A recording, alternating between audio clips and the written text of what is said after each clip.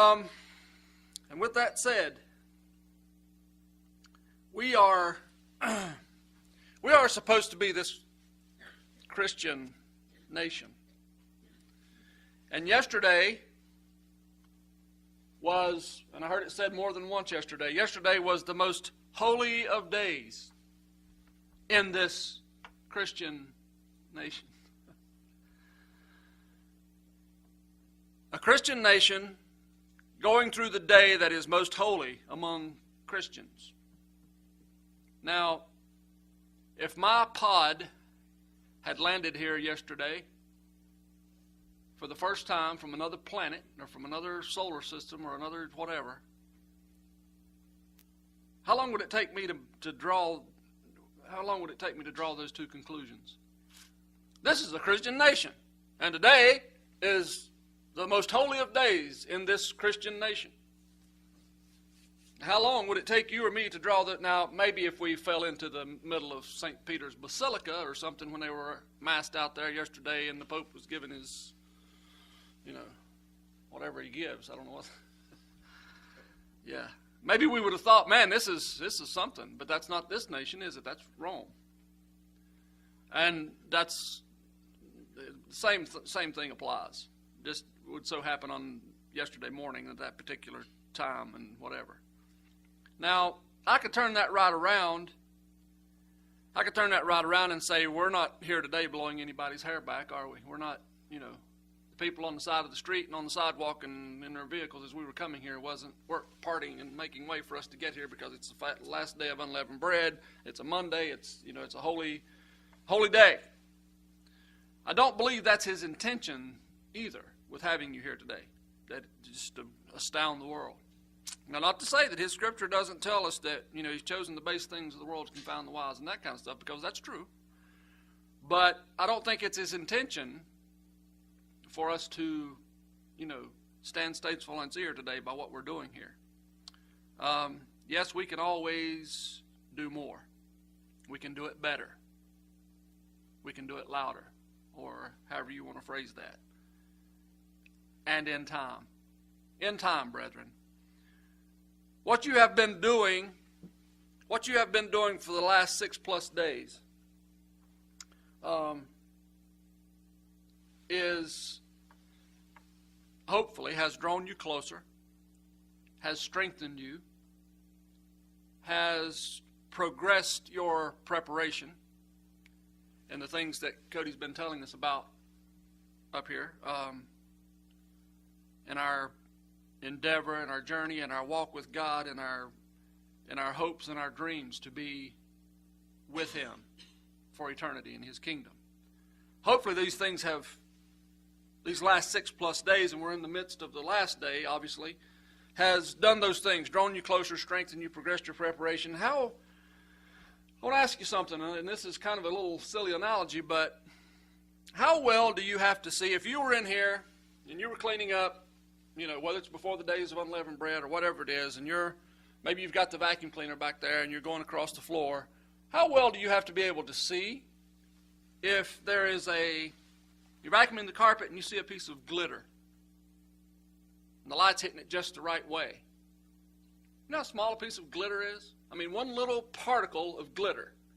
You used to love to play with it as a kid, and of course you'd end up with it everywhere. But it's amazing on this carpet or any carpet how you can be vacuuming or doing you can just be walking and look down and there's a small piece of glitter on the floor and the light's hitting it. You can see it, can't you? And I know that's kind of like I said, it's kind of a little silly analogy, but the next question is, what is a day of unleavened bread? What is a day of unleavened bread?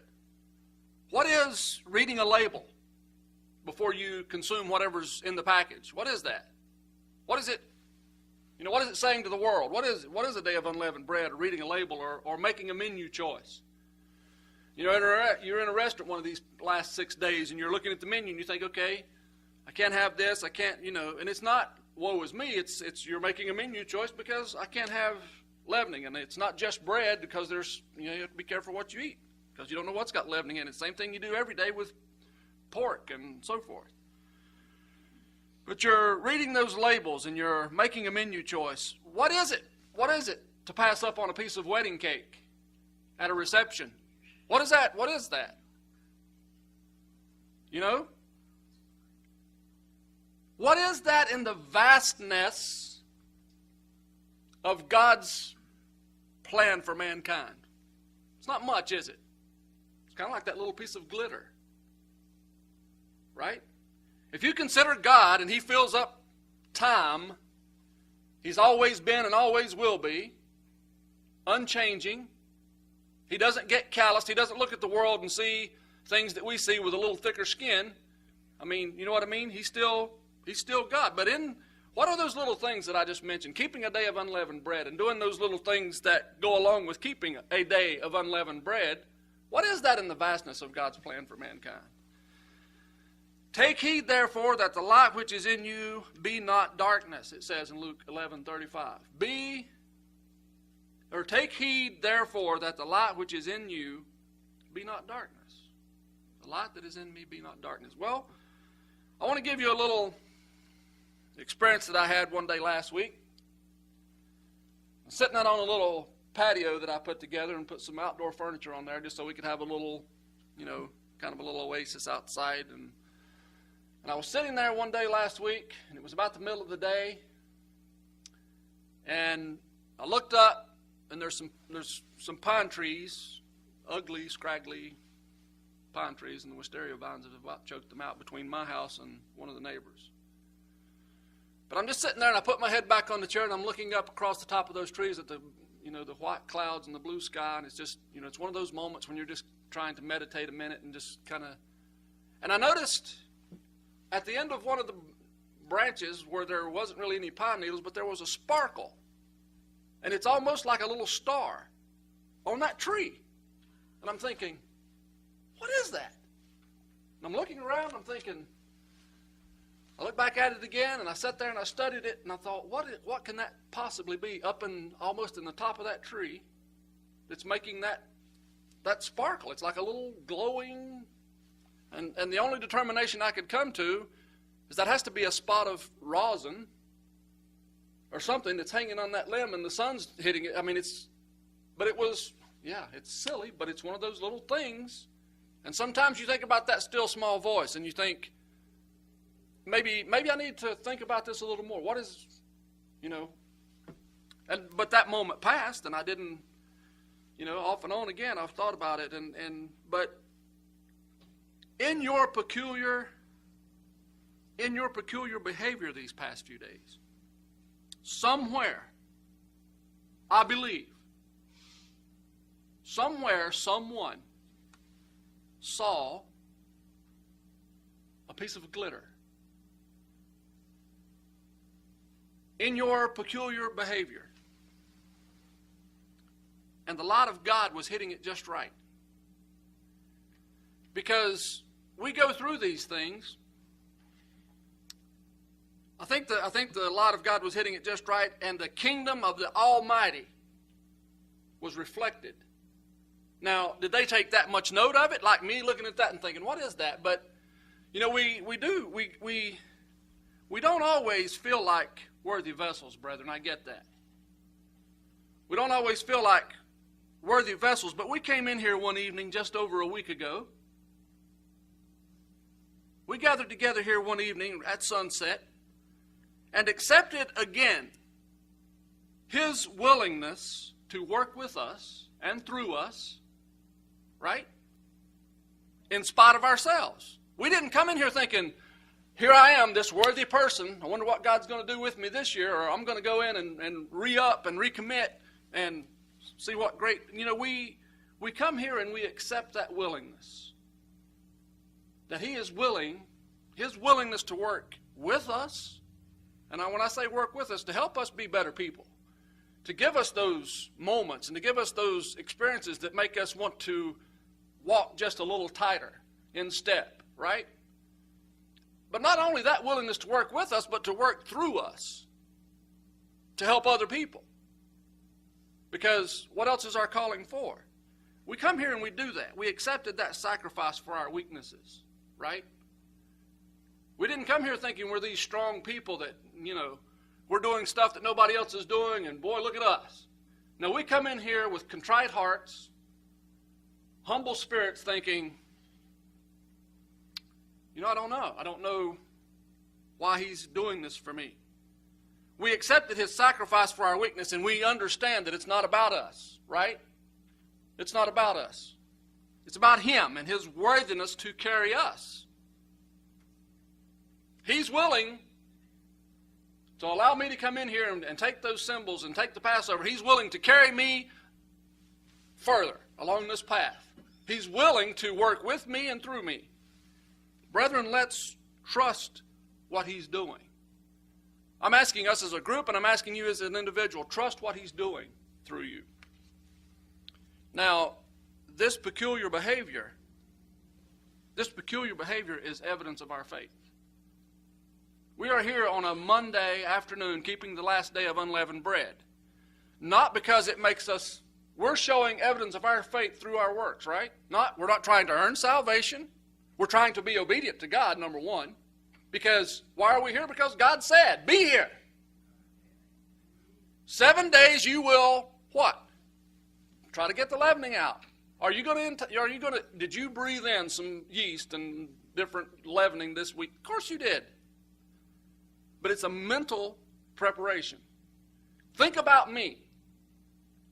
You know when you pick up something and read the label that everybody you know is not doing that. I had people sitting at the table with me eating wedding cake. Are you not going to have some cake? I am not. Why? Because I can't. Well, I can. I could walk over there and get a piece of cake and ingest it. My head probably will not explode. But God said, 7 days, you will abstain. It's good enough for everybody in this room, isn't it? You knew that God said 7 days, that's the only reason you did it. It's because it's part of his picture and his plan. I mean, outside of God, what point is there to go 7 days without any yeast or leavening? Doesn't make any sense, does it? God said the Sabbath is a test. Will you follow me, or will you turn your hearts away and go after other gods? Well, we're saying today, and we've said it for the last 6 days and since the Passover, and we say it every week and day, hopefully, I will. I will. I took the symbols, did the Passover. It's just like saying I do at the altar. Will you, so-and-so, take Christ to be your? Yes, I will. Now, we're not good spouses all year through, are we? But that's the beauty of it. He knows we're not, and he doesn't require us to be. I love you anyway. Come along, let's go. That peculiar behavior for these last 6 days, we don't do it because it's trendy and popular and understood. We do it because it's light in the darkness. It's not much, brethren. Our 7 days of unleavened bread, when you take in the vastness of God's plan for mankind, it's just that little piece of glitter. Now, not to contradict what Cody said, God has not put us under a bushel. He set us on a stand. You know what I mean? But my being put on a stand from January 3rd, 1967, which I don't think I was put on a stand then. God knew who I was. Sometime 20 years after that, 19 to 20 years after that, he thought, okay, I got something for you. And started pulling the layers back and pulling the curtain back so I could see some things. And from that day until I stopped breathing and stopped living as a human being, I'm on that stand because he put me there. But that, in contrast with his whole plan for mankind, it's just a little spark, isn't it? Just a little piece of glitter. But if it reflects him, if his light hits it just right, it can be seen easily. So hopefully, somewhere in that peculiar behavior we've done all week, something sparked somewhere. I do believe that as we go through the 7 days of unleavened bread, your peculiar behavior makes a difference somewhere to someone. Why didn't he? What? Who was that guy? Who was that woman? What was it they said they were? What was that all about? What do you mean you're not eating biscuits and cornbread and cookies and whatever? Don't think there isn't a reason. We go through, I want to read just a little bit of scripture that I hope punctuates this a little bit.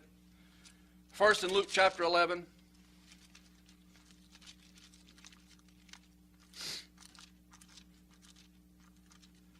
Because it can be, I've had different experiences with the days of unleavened bread. If I take it all into a capsule and look at the first year that I ever kept 7 days of unleavened bread, and if I could make a mirage or a collage, I guess is what I'm thinking, of all the days of unleavened bread that I kept, it's been a picture.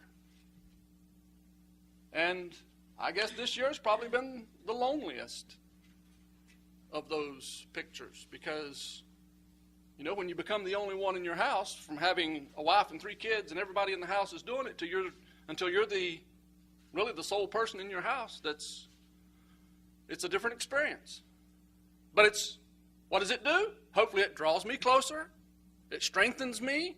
It progresses my preparation.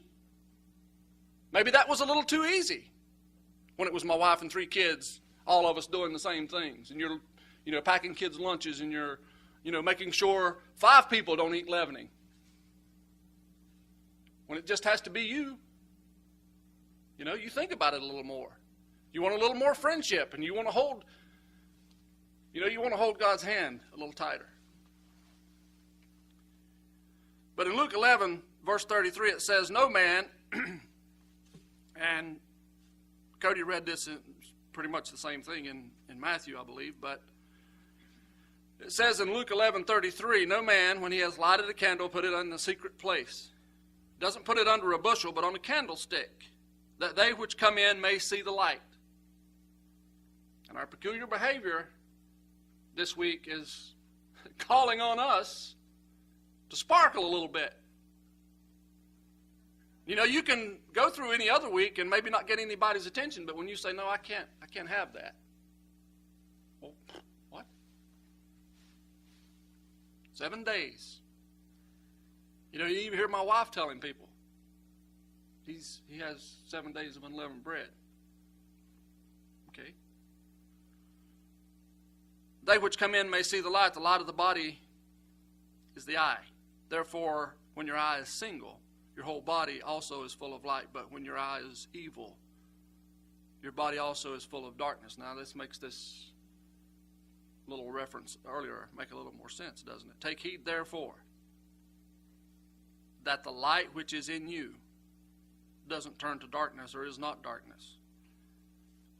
And I'm going to hopefully hit on that in a minute, how that can happen. "If your whole body, therefore, be full of light, having no part dark, the whole shall be full of light, as when the bright shining of a candle does give the light."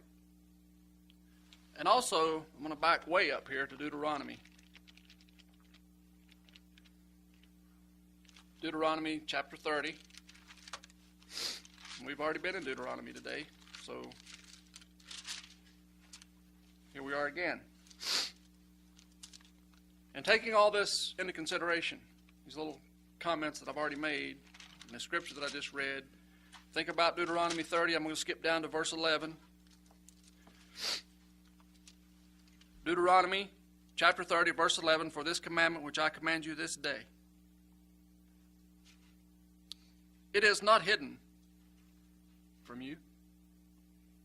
This commandment I give you, it's not hidden from you, and it's not far off. "It is not in heaven, that you should say, Who shall go up for us to heaven and bring it unto us, that we may hear it and do it?" That's not what we're saying today, is it? "Neither is it beyond the sea. That you should say, who shall go over the sea for us and bring it unto us, that we may hear it and do it? But the Word is very near. The Word is very nigh unto you. It's in your mouth. It's in your heart, that you may do it. See, I have set before you this day life and good, and death and evil. And that I command you this day to love the eternal your God. I want you to walk in His ways and keep His commandments and His statutes and His judgments, that you may live and multiply. And the eternal your God shall bless you in the land whither you go to possess it. And you turn that coin over, but if your heart turn away, so that you will not hear, but shall be drawn away and worship other gods and serve them, I denounce unto you this day that you shall surely perish, that you shall not prolong your days upon the land, whether you pass over Jordan to go to possess it. Not only that, but I call heaven and earth to record this day against you, that I have set before you life and death, blessing and cursing. Therefore choose life, that both you and your seed may live, that you may love the eternal your God, and you may obey His voice, and that you may cleave unto Him, because He is your life. He is the length of your days, that you may dwell in the land which the Lord sware unto your fathers, to Abraham, to Isaac, and to Jacob, to give them. That's another reason why you're here, isn't it? There is a fear and trembling. I'm not afraid to tell you that I'm a little bit afraid not to keep the days of unleavened bread. I'm a little bit afraid that it could be taken away from me. There's nothing wrong with that. Work out your own salvation with fear and trembling. Why? Because God is great and terrible. Not terrible, and you know what I mean. It says in verse 17, but if your heart turn away. What else? What else besides these things? It says if you turn away, you won't hear, you'll be drawn away, begin to worship other gods and serve them. You think that can happen to you? You better believe it can. And that's another reason you're here. And what else? When you turn, if your heart be turned away, what happens? You're not that piece of glitter anymore, are you? You're not reflecting God. You're not facing Him. His light isn't hitting you. If you turn your heart away and you're drawn away and you're, I've been there, done that. No. You're not glitter anymore. We think small sometimes, brethren. Another day of unleavened bread. I know that we're not getting the attention of the world today. And it's not that day yet. Today is the day to trust what He's doing with you. You don't even have to turn there. I'll read it. And like I've said before, if you think I'm just so you can keep me honest and know that I'm reading it correctly, you can turn there if you like. But I'm going to read a little bit of the 77th Psalm. I will remember the works of the eternal. Surely I will remember your wonders of old, it says in verse 11. Psalm 77, verse 11. I will remember the works of the eternal. Surely I will remember the wonders of old. I will meditate also of all your work and talk of your doings. Your way, O God,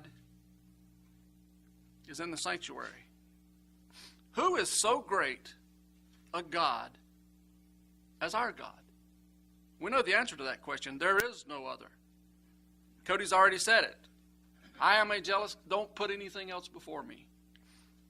Thou art the God that does wonders. You have declared your strength among the people.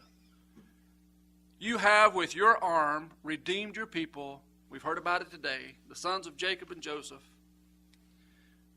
The waters saw you. The waters saw you. Now, when I say the birds are singing, if the waters can see him, how do you know these birds aren't singing because it's the last day of unleavened bread?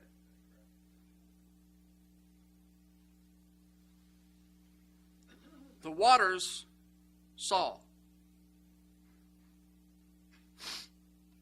I will remember your works. You are the God that does wonders. You have declared your strength among your people. The waters saw you, O God, the waters saw you. And what were they? Afraid. Who's ever seen scared water?